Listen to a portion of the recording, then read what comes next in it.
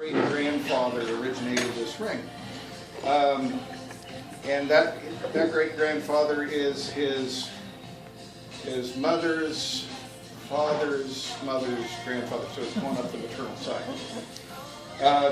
His name was Earl Lawrence Neal. He's from the Irish side of the family. He was a railroad man in Fallon, Montana. He and his wife were station agents.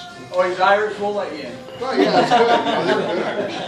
And so he kind of became the local pawnbroker. People would come through Fallon, and times were tough. People didn't have money, and they would leave things with Granddad Earl against tickets, passage to wherever they were going. Well, family came through and they left him with a bunch of stones. Often, as is not, most of these people did not come back to pay the money to get their stuff back out of hock against the tickets, or they didn't come back with enough money.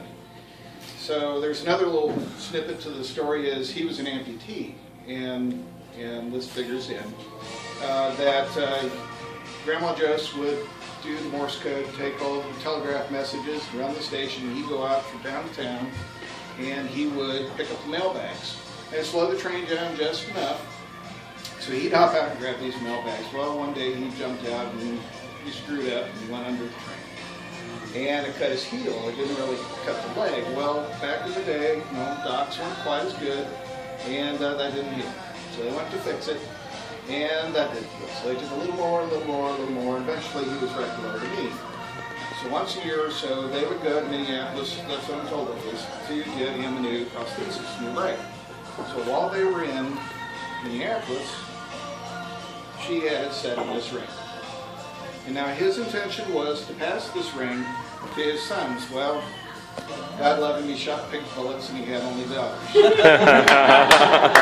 So he had to go eeny, meeny, miny, moe. You have to try more. Well, one reason or the other didn't happen.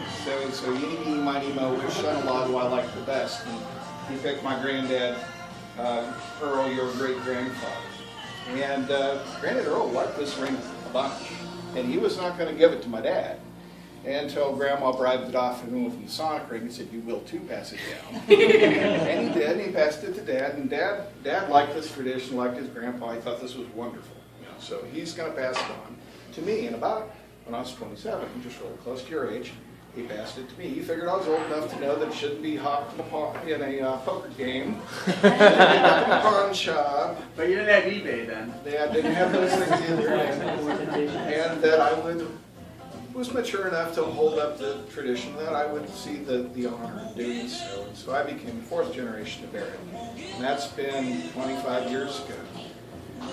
Well, I've been watching these guys grow up, and I've been thinking, I have no blood children of my own, and I need to find somebody to pass it through too. And I thought of Ryan Kiefer, and Ryan is the eldest. Of course, he gets preference.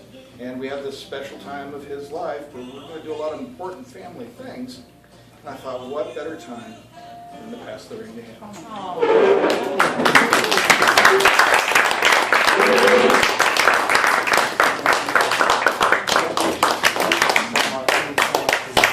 Now this comes with a catch.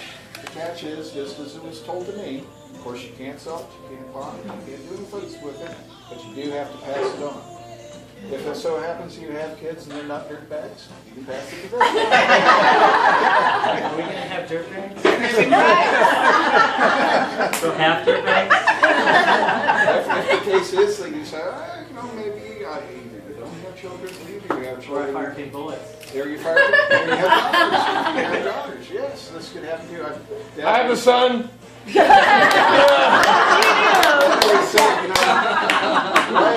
ever had children? Don't you know the line ends with you? And I said I could have daughters. Oh, yeah. So anyway, That's what there you go. Yeah, right. All right.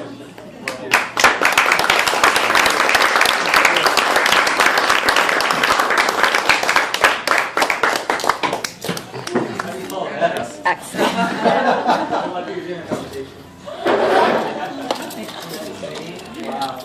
Ryan, that's so good.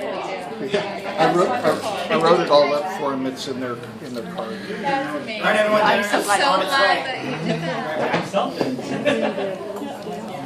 Uh, his father. So my grandma Gigi's dad. I can look it up from my family. Yeah, you can.